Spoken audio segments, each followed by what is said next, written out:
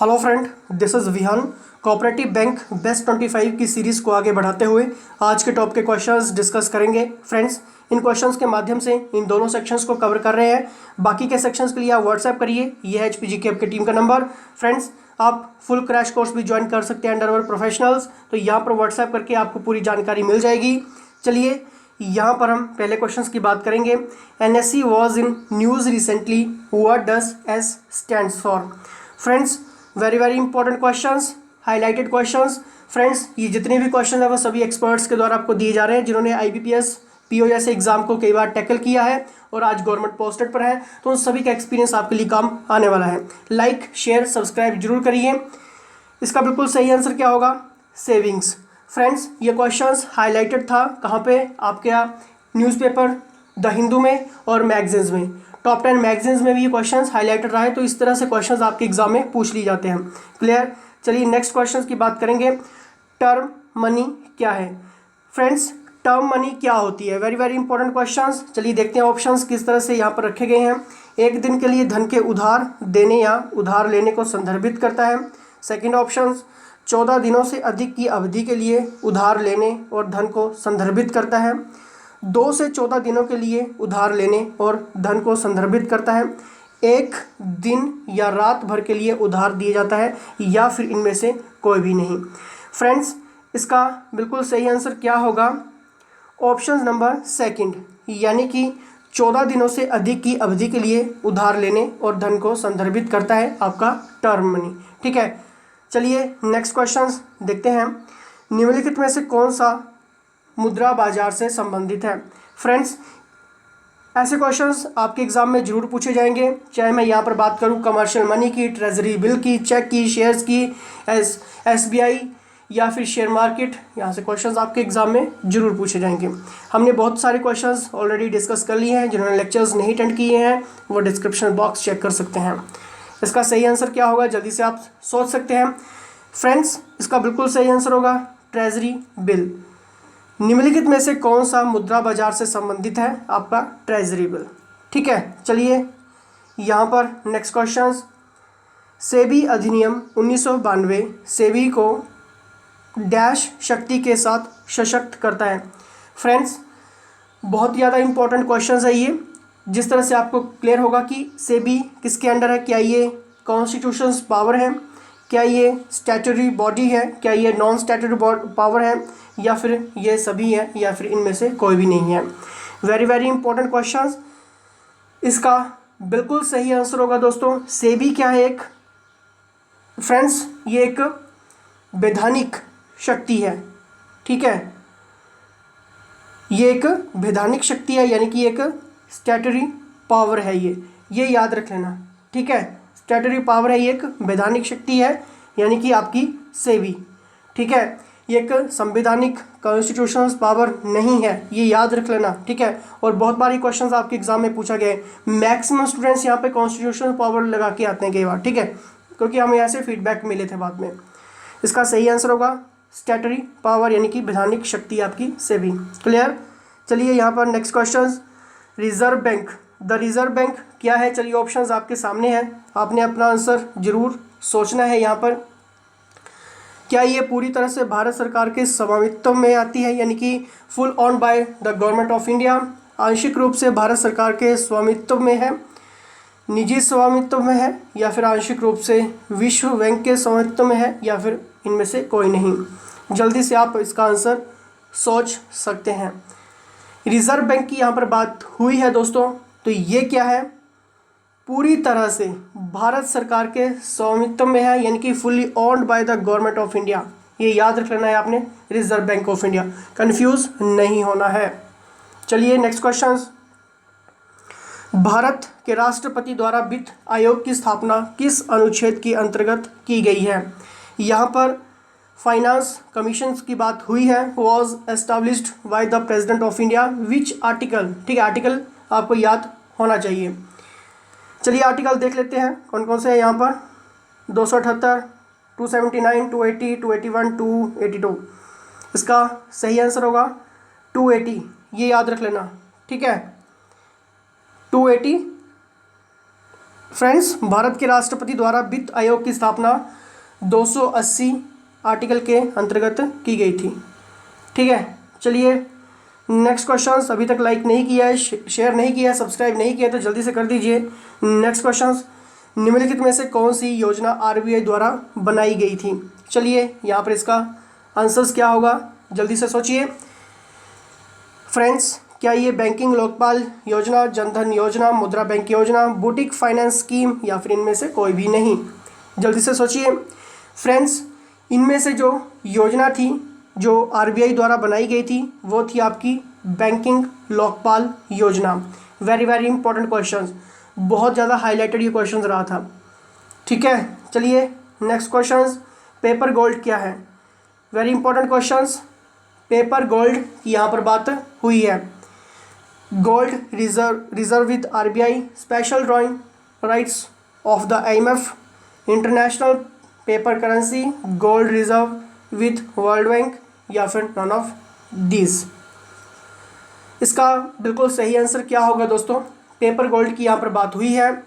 The right answer is special drawing right of the IMF, option number second, ये याद रखना है। ठीक है, चलिए नेक्स्ट क्वेश्चन, डिजिटल इंडिया को बढ़ावा देने के उद्देश्य से सभी गांवों को इंटरनेट को सुलभ बनाने के लिए भारत सरकार द्वारा जो योजना शुरू की गई उसका नाम क्या है? ऑप्शंस देखते हैं, India net, Bharat net, nation net, connect net या फिर इनमें से कोई नहीं। फ्रेंड्स, इसका बिल्कुल सही आंसर क्या होगा? भारत नेट। ठीक है, इंडिया को बढ़ावा देने के उद्देश्य से सभी गांवों को इंटरनेट ईजिली करने के लिए, सुलभ बनाने के लिए भारत सरकार ने कौन सी परियोजना यहाँ पर स्टार्ट की जिसका नाम दिया भारत नेट। ठीक है, ये याद रखना है। चलिए यहाँ पर next question, pure banking nothing else, ये किस बैंक की टैगलाइन है? जैसे कि मैंने आपको सभी बैंक्स की टैगलाइंस धीरे धीरे मैं आपको क्लियर करवा रहा हूँ। फ्रेंड्स, ये जितने भी टैगलाइंस हैं वो सभी आपको पढ़ के जानी है। ठीक है, तो इसका बिल्कुल सही आंसर क्या होगा? एसबीआई। ठीक, चलिए यहाँ पर नेक्स्ट क्वेश्चन, आर्थिक नियोजन की एक महत्वपूर्ण विशेषता है, economic planning is an important features of mixed economy, socialist economy, dual economy, capitalist economy या फिर बोथ 3 and 1? फ्रेंड्स, इसका बिल्कुल सही आंसर होगा समाजवादी अर्थव्यवस्था, यानी कि सोशलिस्ट इकोनॉमी। इकोनॉमिक प्लानिंग जो है, economic planning is an important features of social economy. ठीक है, ये याद रखना है। चलिए यहाँ पर नेक्स्ट क्वेश्चंस, किसी भी डाउट क्वेश्चंस के लिए व्हाट्सएप कर सकते हैं, फुल कोर्स की जानकारी के लिए भी आप व्हाट्सएप कर सकते हैं, हमारी टीम से आप जानकारी प्राप्त कर सकते हैं। Next questions, MIGS stands for, इसका पूर्ण रूप क्या है, यानी कि फुल फॉर्म क्या है? Very very important questions. Options आपके सामने है, मैं बिल्कुल राइट आंसर्स यहाँ पर रखूँगा जिससे कि टाइम वेस्ट नहीं होगा। इसका सही आंसर ऑप्शन नंबर सेकंड, यानी कि मिडिल इनकम ग्रुप स्कीम। ठीक है, ऑप्शन नंबर सेकंड। चलिए नेक्स्ट यहाँ पर, ओपन मार्केट ऑपरेशंस, खुला बाजार परिचालन क्या है? ऑप्शंस देखते हैं यहाँ पे, खुले बाजार में आरबीआई द्वारा निधियाँ जारी करना, चल निधि को उपलब्ध करने के लिए आरबीआई द्वारा बैंकों को आपाती सुविधा, यानी कि it is stand by facility to banks by the RBI for infusions of liquidity. Next options, केंद्रीय बैंक द्वारा प्रणाली में चल निधि लाने और हटाने के लिए खुले बाजार में सरकारी बॉन्ड को खरीदना या बेचना या फिर उपयुक्त सभी। फ्रेंड्स, अगर मैं यहाँ पर बात करूँ ओपन मार्केट की, ओपन मार्केट ऑपरेशंस की, खुला बाजार परिचालन क्या है, तो आपको याद रखना है इसका सही आंसर क्या होगा? ऑप्शन नंबर 3, यानी कि केंद्रीय बैंक द्वारा प्रणाली में चल निधि लाने और हटाने के लिए खुले बाजार में सरकारी बॉन्ड को खरीदना या बेचना। It is buying for selling of government bonds in the open market by central bank to inject और suck liquidity from the system. ठीक है, चलिए नेक्स्ट पॉइंट देखते हैं। यहाँ पर SECC का फुल फॉर्म यहाँ पर पूछी गई है। इसका सही आंसर क्या होगा? ऑप्शंस नंबर 4 यानी कि socio economic caste census. Very very important questions highlighted. चलिए नेक्स्ट क्वेश्चंस। निम्नलिखित में से कौन सा मौद्रिक नीति का गुणात्मक उपकरण है? यानी कि यहाँ पर बात की गई है मॉनेटरी पॉलिसी। चलिए ऑप्शंस देखिए और आंसर दीजिए। आंसर आप अपना सोच सकते हैं यहाँ पर। इसका सही आंसर होगा ऑप्शन नंबर 3 यानी कि क्रेडिट रेशनिंग। ये आपको याद रखना है, ठीक है। चलिए यहाँ पर नेक्स्ट क्वेश्चन। वर्तमान में नाबार्ड में भारत सरकार की कितनी हिस्सेदारी है? वर्तमान में नाबार्ड में भारत सरकार की कितनी हिस्सेदारी है? फ्रेंड्स, नाबार्ड से रिलेटेड क्वेश्चंस आपके एग्ज़ाम में ज़रूर बनेगा, तो इसलिए सभी क्वेश्चंस को हम डिस्कस कर रहे हैं जो भी हाईलाइटेड की पॉइंट्स रहे हैं। इसका सही आंसर क्या होगा? 50%, 51%, 75%, 99% या फिर 100%। फ्रेंड्स, प्रेजेंट की बात करें तो नाबार्ड में भारत सरकार की कितनी हिस्सेदारी है? याद रखना है 100%। वेरी वेरी इंपॉर्टेंट क्वेश्चंस, ठीक है। चलिए यहाँ पर नेक्स्ट क्वेश्चंस देख लेते हैं। जब मजदूरी और कच्चे माल की लागत में वृद्धि के कारण समग्र मूल्य वृद्धि यानी कि मुद्रास्फीति होती है तो उसे क्या कहा जाता है? When overall prices increase inflations due to increase in the cost of wages and raw materials, then it is called। चलिए देखते हैं ऑप्शंस आपके सामने हैं। इसका बिल्कुल सही आंसर होगा ऑप्शंस नंबर 1 यानी कि कॉस्ट पुश इन्फ्लेशंस, लागत जनित मुद्रास्फीति।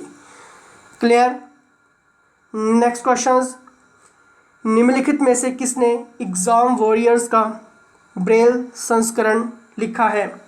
ऑप्शंस आपके सामने, बहुत ज़्यादा हाईलाइटेड क्वेश्चंस, सभी को आना चाहिए।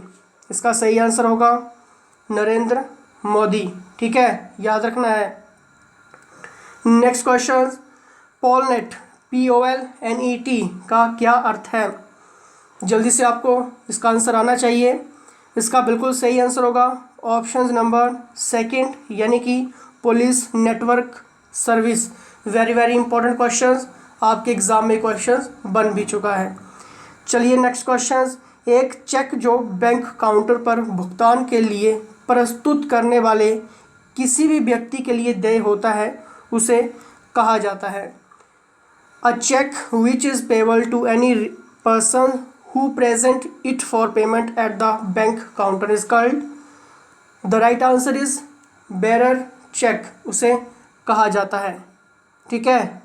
चलिए नेक्स्ट क्वेश्चन। सरकारी योजना हृदय योजना निम्नलिखित में से किससे संबंधित है? फ्रेंड्स, सरकारी योजना जो हृदय योजना है वो किससे संबंधित है? क्या वो किसान, बालिकाओं, कुपोषण या फिर विश्व धरोहर स्थल या फिर टीकाकरण? इसका सही आंसर होगा ऑप्शन नंबर 4 यानी कि वर्ल्ड हेरिटेज साइट्स, विश्व धरोहर स्थल। ये याद रखना है। सरकारी योजना जो हृदय योजना से संबंधित है उसका सही आंसर होगा विश्व धरोहर स्थल, वर्ल्ड हेरिटेज साइट्स। इस क्वेश्चन में थोड़ा सा डाउट लग रहा है, मैं कंफर्म करके अपनी टीम से इस क्वेश्चंस को आपको मैं क्लियर करवाऊंगा। कमेंट बॉक्स एक बार चेक कर लेना, वहाँ पर आपको इसका सही आंसर्स, अगर गलत होगा यहाँ पर तो मैं आपको इसका सही आंसर्स क्लियर करवा दूंगा, क्योंकि अभी ये क्वेश्चंस माइंड से स्किप हो रहा है, ठीक है। इसका सही आंसर मैं आपको कमेंट बॉक्स में अपनी टीम के द्वारा प्रोवाइड करवा दूंगा, ठीक है। चलिए एक बार उसका कमेंट बॉक्स नीचे चेक कर लेना आप, ठीक है। यहाँ पर नेक्स्ट क्वेश्चन।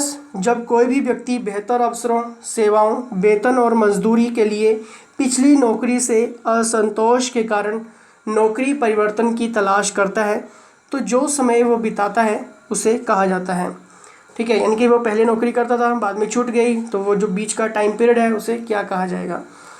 फ्रेंड्स, ऑप्शंस आपके सामने हैं। इसका सही आंसर होगा फ्रिक्शंस अनएम्प्लॉयमेंट, यानी कि घर्षण, बेरोजगारी उसको कहा जाएगा उस टाइम पीरियड को। ठीक है, अब आपने क्या करना है, ये है HPG की आपकी टीम का नंबर, यहाँ पर आपने व्हाट्सएप करना है किसी भी डाउट क्वेश्चंस डिटेल्स के लिए, और इसकी PDF लेने के लिए आपने क्या करना है, बेस्ट 25 सिर्फ इतना लिखना है और आपको इसकी PDF फाइल रिलीज़ कर दी जाएगी। तो फ्रेंड्स, इसी के साथ जय हिंद,